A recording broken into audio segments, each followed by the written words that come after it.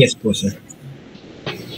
Okay, so let me check lang yung class record if may mga kulang sa inyo. For the midterm exam, okay, kompleto naman yung nandito. And for the quiz, kompleto naman. So I have already returned sa inyo yung ating midterm examination, di ba? So nag-send din ako na, hindi pala. Ipopost ko na lang sa classroom yung ating acknowledgement receipt. Just a proof lang na ibigay ko na sa inyo yung scores nyo with our midterm exam. Okay, so paki-attach na lang ng inyong e-sign dito sa ating Google Docs. So later ko na lang i-upload sa ating classroom. I-attach nyo lang din naman yung e-sign nyo and your name. Doon lang i-attach siya sa column ng ating midterm exam. Okay, so next natin, saan ba tayo natapos tayo ng discussion with the types ng fuels natin last time, di ba? Yung ating solid, liquid, and gaseous fuels. Tama? Yung mga examples natin. At saka yung ating mga categories. Ano? So for today, ang next natin na pag-aaralan na is the combustion ng ating hydrocarbon fuels. So bakit hydrocarbon fuels? Dahil ito yung ating pinaka ginagamit na fuels sa lahat ng aspeto ng ating buhay. So we're going to discuss yung ating combustion ng hydrocarbon fuels and also yung ating products of combustion. Pero before that, kailangan muna nating alamin ano ba yung ating hydrocarbon fuels? Paano ba tayo nagpapangalan ng mga hydrocarbon fuels? Saan ba natin ginagamit itong mga hydrocarbon fuels na to? Okay, so that will be our discussion for today. Wait lang. Ayusin ko lang yung presentation.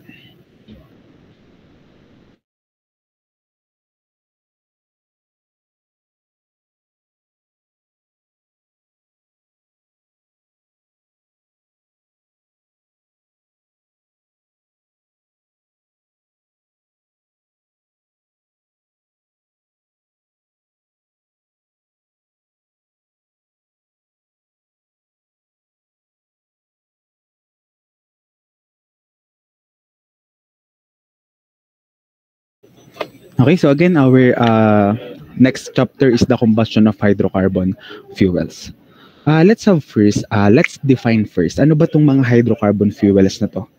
Yung ating hydrocarbon fuel is fuel made from the organic compound that contains only carbon and hydrogen atoms. So, these fuels store a large amount of chemical energy in their bonds. When they're burned or combusted, they react with oxygen to release this energy as heat or light. So sabi ko nga sa inyo, yung ating fuels, kailangan nga mag-react with oxygen together with heat para magkameron tayo ng combustion, or we can convert yung ating mga chemical energy from the fuel going to a usable energy natin. So, saan ba nanggagaling itong ating mga hydrocarbon fuels? Sabi ko nga sa inyo, majority or karamihan ng fuels na ginagamit natin in our everyday living is hydrocarbon fuels. So, a vast majority of hydrocarbon fuels used today are fossil fuels. So, we cannot deny that fossil fuels yung pinaka-source natin ng ating hydrocarbon fuels na ginagamit. Okay, so it came in a different state, yung mga discuss natin. So we have liquid fuel, which is yung ating crude oil or petroleum. So a liquid mixture of many different hydrocarbons. And we also have our natural gas. So natural gas natin, this is a gaseous mixture primarily made of methane.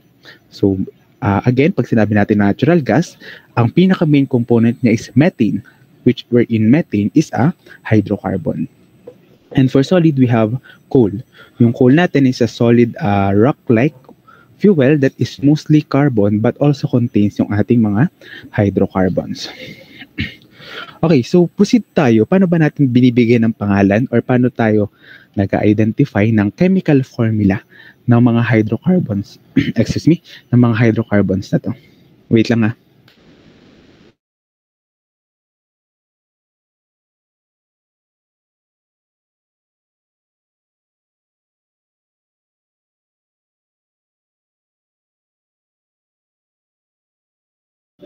Okay. So we are going to I will be going to show you yung pagpapangalan ng ating hydrocarbon. So this part pala hindi ko siya hindi siya napasama dun sa lecture notes natin. So kindly have the screenshot of this slide kasi this is very important in naming yung ating mga hydrocarbons. So we have the prefixes na ginagamit natin for hydrocarbons, and that is based on the number of carbon atoms natin. Kung ilan yung carbon atoms ng ating fuel, that will be the prefix na gagamitin natin. So, pag 1 carbon atoms, that is met. Yung prefix na gagamitin natin dun sa fuel natin. So, dapat familiar tayo with yung 1 to 10 natin, dapat dapat masa ulo natin itong mga to kasi this is the usual na ginagamit natin when it comes to our hydrocarbon fuels na ginagamit in different aspects of our life. And then itong iba, you should be familiar with this pero hindi naman siya mostly hindi na natin siya. Bye ma'am. Okay, so hindi naman to madalas gamitin, especially on yung mga topic ng combustion. Pero you should be familiar on those prefix na ginagamit. So basta dapat sa ulo nyo 1 to 10 yan kasi yan lagi yung madalas nating makitang hydrocarbon fuels. Okay, so kung ito yung ating gagamitin ng mga prefix, we have our met, et, prop, but, pent, hex, hep, oc, non, and dec. Ito naman yung gagamitin nating suffix or this is the end naman ng ating pagpapangalan ng ating mga hydrocarbon. So we have different categories ng ating hydrocarbon fuels based on the type of bond or the type ng ating main bond na existing within our hydrocarbon fuels. So ang first category natin is yung tinatawag nating alkanes. So kindly take a look sa inyong lecture notes how does yung ating alkanes define dun sa ating lecture notes. So pali pa ng index card to. Kasi nga po. O2. Ayun, sarap. Okay, so kindly take a look sa inyong lecture note. How does alkanes defined? Nandito ba si Patulay? Yes po, sir. Based po sa module po, ang alkane po is defined as a compound consisting of carbon and hydrogen atoms bonded together by a single carbon-carbon and carbon-hydrogen bond. Okay, so let's highlight lang yung sa definition niya, yung word na single bond. Pagka yan ay alkanes, we have a single bond. We have single carbon to carbon bond and single hydrogen to carbon bond. So the general formula or yung general formula natin na gagamitin when we are given an alkanes is this formula. We have C sub n H sub 2 times n plus 2. Wherein yung 2 natin, this is the number of carbon. The number of carbon. So let's take an example para mas maintindihan natin paano tayo nag-name ng ating alkanes. So let's have this example, methane. So again, yung methane natin, saan nga siya ginagamit? Gahiran. Saan nga natin ginagamit yung methane? Yes po sir, ano po siya? Energy and fuel po. Yan. So, methane natin, that is the main component ng natural gas. Tama? So that is the main component natin ng natural gas. Meaning, ano ang kanyang state at room temperature? Is it solid, liquid, or gas? Natural gas, meaning that is a gas. Okay. So, ngayon, we're going to identify yung number of carbon. So, ang kanyang prefix na ginamit is met. So, ano ang kanyang number of carbons? Manalo. Number of carbon atoms. Manalo, Jonas. Hindi ba? Isa lang po. Okay, so we have 1 carbon atom kasi met. And then, we have in, meaning it is single bond. And that is an alkane. So, ang number of bonds natin is single bond. This is the number of the main bond. So that is single. So how are we going to have our chemical formula ngayon? So we are given ng ating general formula, which is C sub n H2 sub n plus 2. So our chemical formula for methane is C sub 1 H2 times 1 plus 2 or CH4. So this will be our chemical formula for methane. Okay, so naintindihan kung paano tayo gagawa ng chemical formula ng ating mga hydrocarbons or ating alkanes na hydrocarbons. Clear ito? Okay, so make sure na alam nyo na kasi sa problem kasi natin, we're going to compute yung mga combustion products. We're going to have the equation of the combustion process.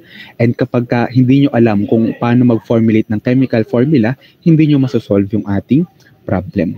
So, ibibigay ko lang dyan. Example, you're going to have the combustion of the fuel propane. So, dapat alam nyo kung paano kukunin yung kanyang chemical formula based on the name. Okay, so proceed tayo with the bond break. So sabi natin, ang number of main bonds natin when that is alkanes, we have single bond lang. So we have one carbon atom, so we have C, and then 4 hydrogen atom.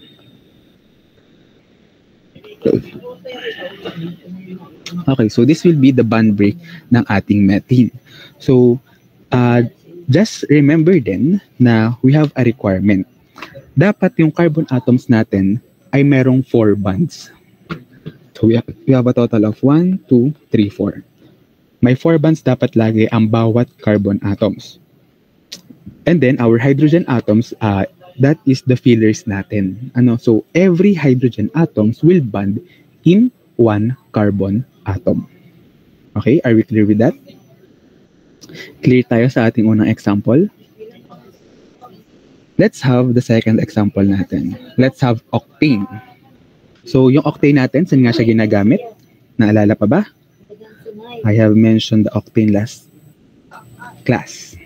last discussion. Sino nakakaalala ng octane? Okay, kamo? Sa gasoline po ba, sir? Sa gasoline. So, meaning, ano ang state ng ating octane at room temperature? That is, gasoline is liquid.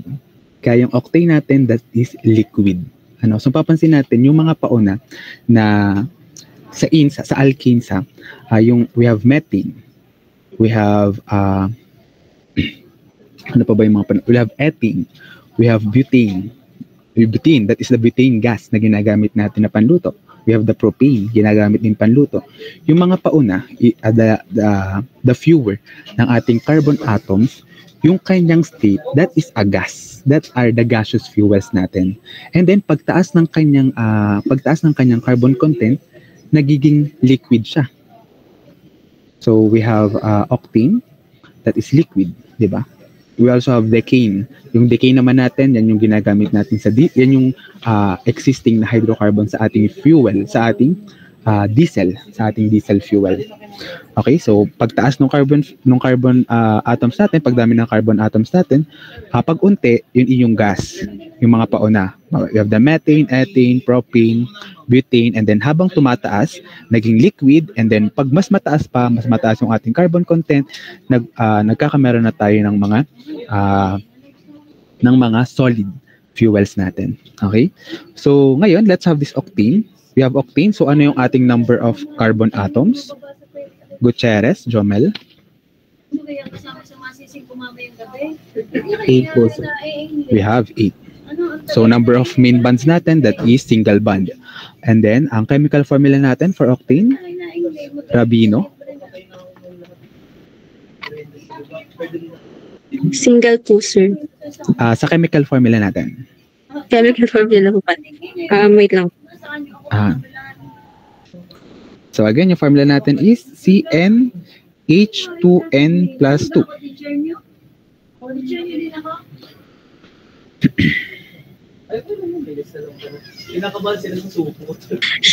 C8H18 po. We have C8H, 2 times 8 is 16 plus 2, we have 18. C8H18. So again, let's have the bond break. So if you're going to have the bond break, we have 8 carbon atoms. We have 1, 2, 3, 4, 5, 6, 7, 8, and then 18 na hydrogen atoms. So we have 1, 2, 3, 4, 5, 6, 7, 8, 9, 10, 11, 12, 13, 14, 15, 16, 17, 18. And again, bawat carbon natin should have 4 bonds. So we have 1, 2, 3, 4.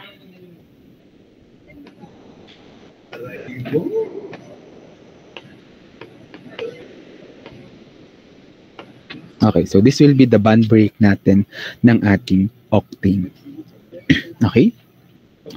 So, do you have any question with our alkanes?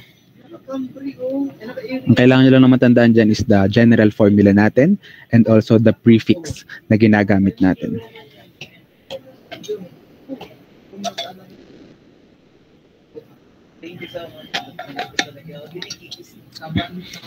Okay, so let's have the next category. We have the alkenes.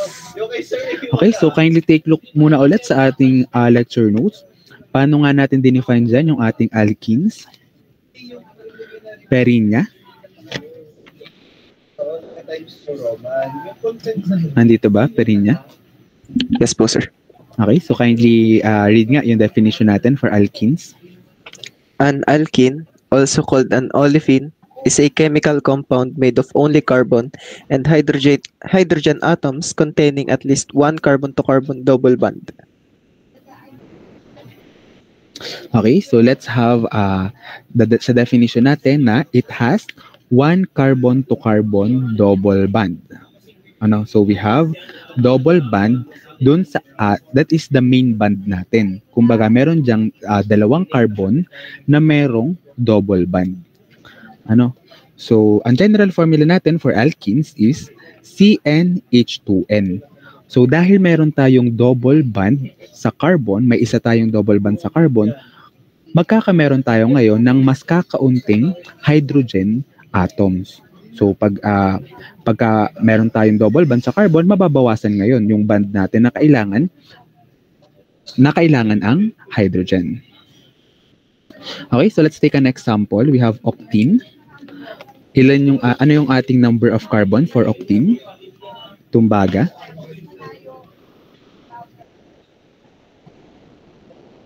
Eight po, sir. So we have 8 atoms, 8 carbon atoms. We have the number of our main bond. This is the main bond natin. This will be double bond, yung main bond natin. And then we have the chemical formula. What will be our chemical formula based on the general equation? Romualdo.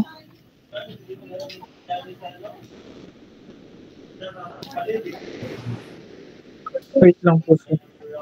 Okay. So ang ating general formula is CH tuloy. Napagsama ko na.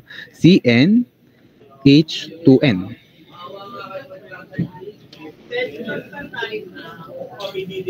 Ano po? C8H16 po. So we have C8H16. Okay, so paano naman natin gagawin yung ating pinaka-bond break for this alkenes? Ano? So we have 8 na carbon atom. So we have 1, 2, 3, 4, 5, 6, 7, 8. And then we have 16 na hydrogen atom. So we have 1, 2, 3, 4, 5, 6, 7, 8, 9, 10, 11, 12, 13, 14, 15, 16. And then, ilagay natin yung ating mga bond. Again, may double bond tayo as our main bond. It is any naman. May main bond lang tayo. That's why, let's put it at the center. So we have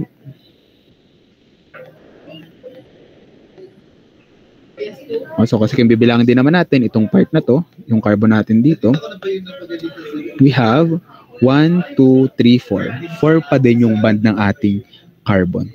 Nabawasan lang yung ating hydrogen atom na kailangan. Okay, so naintindihan yung ating example for alkenes. Okay, let's have another example. We have ethene. Number of carbons natin, akob.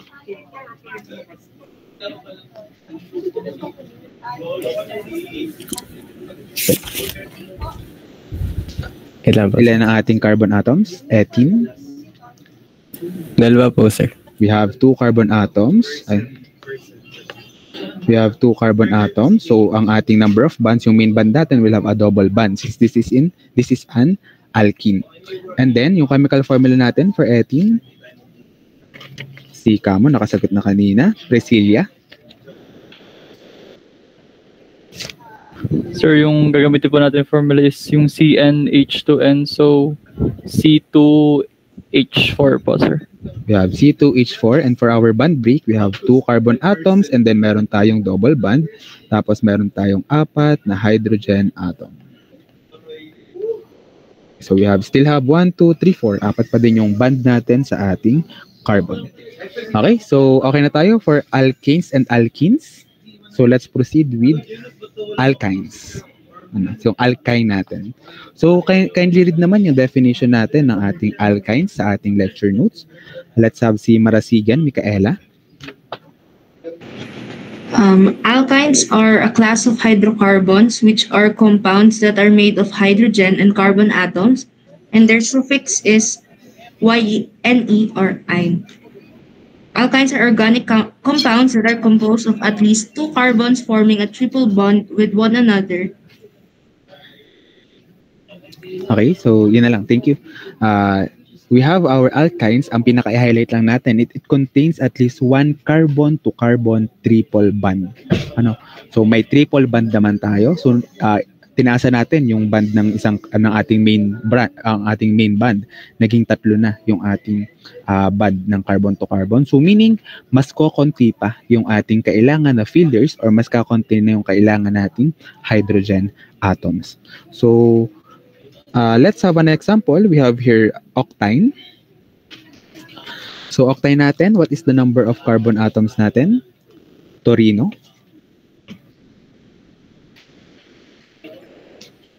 We have 8 and the chemical formula, Miranda.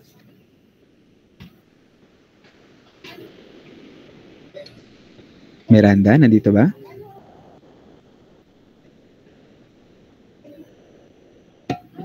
Ito yung ating yung ating general equation, general formula natin for alkynes. We have CnH2n-2. Okay, so for the chemical formula, wala ba si Miranda? Dubria.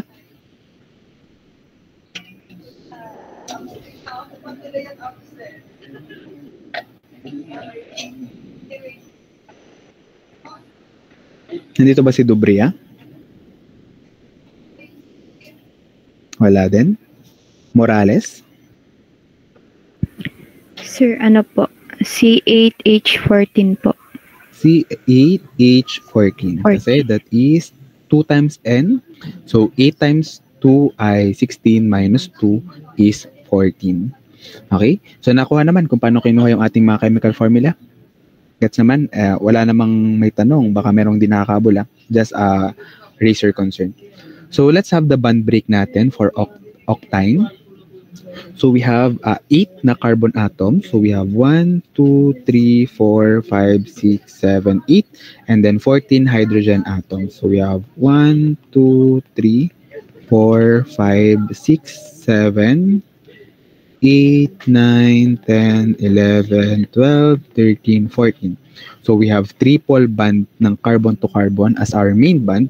And then, i-bond natin yung ibang component pa. Okay, so makita natin, yung ating namang carbon, still may 3 bond dito and may another one dito. That's why nasatisfy pa din that we have 4 bond in a carbon atom. Okay, let's have another example. We have this ethane. Number of carbon, Garalza? Bali po, since F po, edi dalawa po ang carbon atoms. We have 2 carbon atoms. And then for the chemical formula natin, dating Ginoo.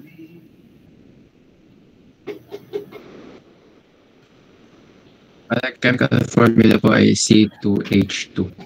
We have C2H2. So this is ethine. For our bond break, we have 2 carbon atoms.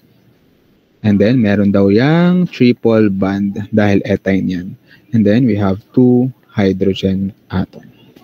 So we still have 1, 2, 3, 4, 4 na bond in our carbon. Okay, so clear yung ating naunang tatlo. We have alkane, alkenes, and alkynes. So dito sa tatlong to, dito applicable yung paggamit natin ng mga prefix na ginagamit natin. So yung next type kasi natin is arenes. Arenes kasi these are special class ng hydrocarbons natin that contains one or more aromatic rings. So it has an aromatic rings. So hindi na dito applicable yung paggamit natin. Hindi na dito applicable yung paggamit natin ng mga prefix. Ano? So dahil doon, kapag ka nagbigay ako ng fuel to be analyzed, that is an arenes, so ibibigay ko na lang sa inyo yung ating chemical formula. The chemical formula and the name ng ating fuel, since iba yung pag-identify natin when it comes to this special class of hydrocarbon. So the clear is we have the chemical formula C sub N H2N minus 6. So one example kasi is benzene. Kung makikita natin benzene, it is in. Ano? So pero hindi siya alkene. Kasi yung benz natin, that is not in our kasi 'di ba pag 6 natin, ano ang ating prefix pagka 6? We have hex. So kung C6 yan, dapat hexene yan. Ano? Pero hindi naman yun ganun. Kaya this is a special class of hydrocarbons. Ang pinakamaganda example is the benzene talaga. So we have a number of carbon atoms. This is C6. So we have 6 carbon atoms. And then for our chemical formula, let's just validate yung ating binigay na chemical formula. Kasi based on our general equation, that should be CnHn 2n pala. 2n minus 6. Tama? 2n minus 6. So we are going to have C6H. 2 times 6 is 12 minus 6. That is 6. C6H6. So this is the formula for that. So paano naman yung bond break natin pag sinabi nating benzene? Ano? So this since benzene nga is an arenes, and arenes is may aromatic ring tayo na tinatawag, or may mafo-form tayo na ring. Ano? So we're going to have 6 carbon atom which is in a ring. Paano yon? We have 1, 2, 3, 4, 5, 6 carbon atoms, and they are connected with bond. And we also have 6 hydrogen atom. So sabi nga natin, every hydrogen ay kailangan connected in with one carbon atom. So we are going to have 6 na hydrogen connected dito. Okay, so anong kulang? Kulang tayo ng bond sa ating carbon.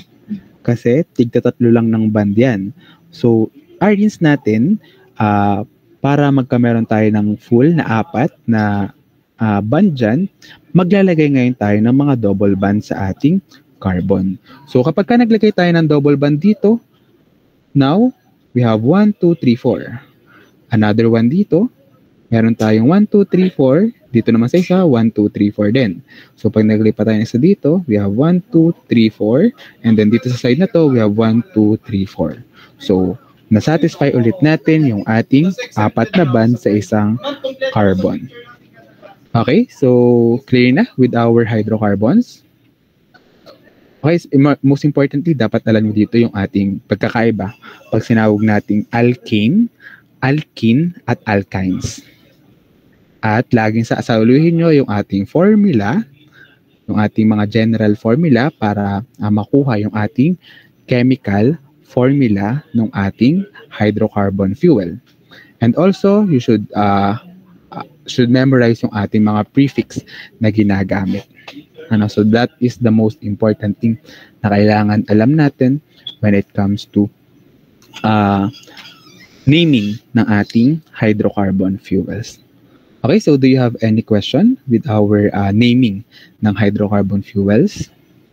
So inuna ko lang din tong discussion na to kasi next meet, ang atin namang i-discuss is the combustion na mismo ng ating nitong mga hydrocarbon fuels na to.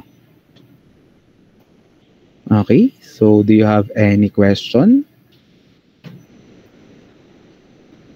Wala namang tanong? Naintindihan naman yung ating diniscuss ngayon. Okay, so I will be uploading the first part ng problem set. Diba? Sinabi ko naman sa inyo last time yun na yung pinapagawa ko sa inyo during our class or at the end of our class will be recorded as your problem set. So this will be the first part of your problem set. So saan siya isusulat?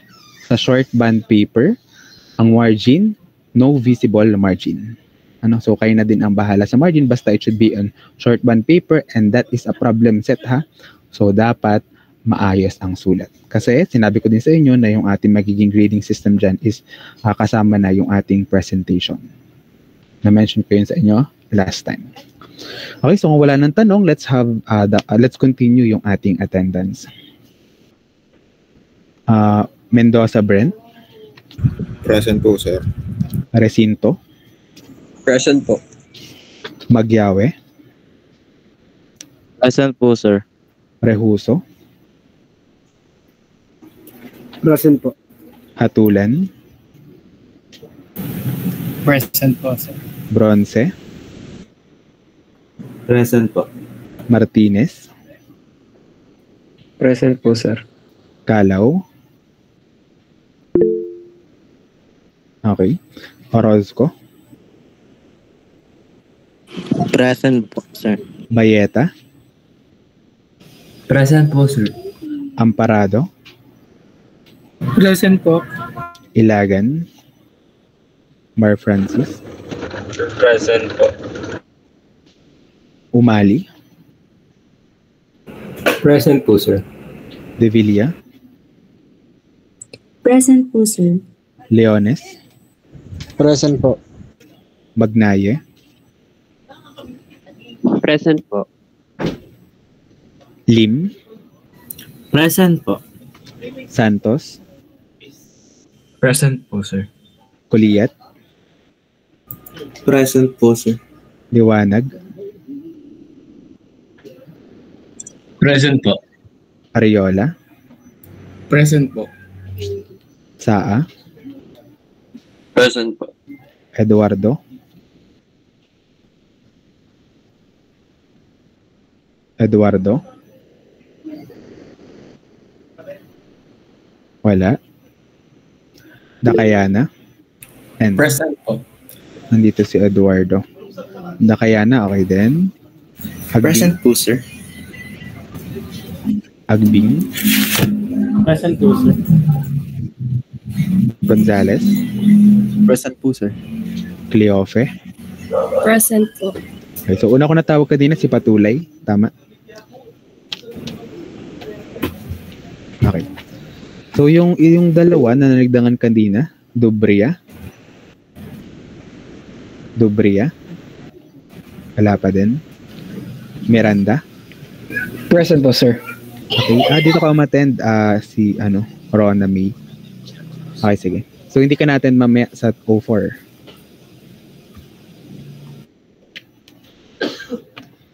Okay, so yun. If you don't have any other question naman, you can already leave our meet and then I will be uploading yung ating problem set part 1.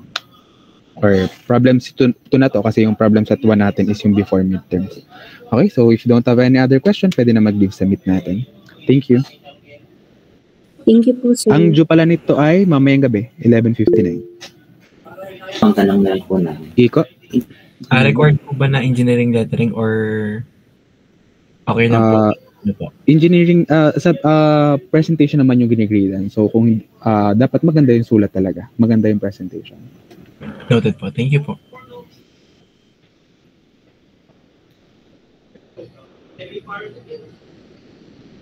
Okay, pwede na mag-leave kapag wala ng tanong. Thank you po, sir. Thank you po, sir.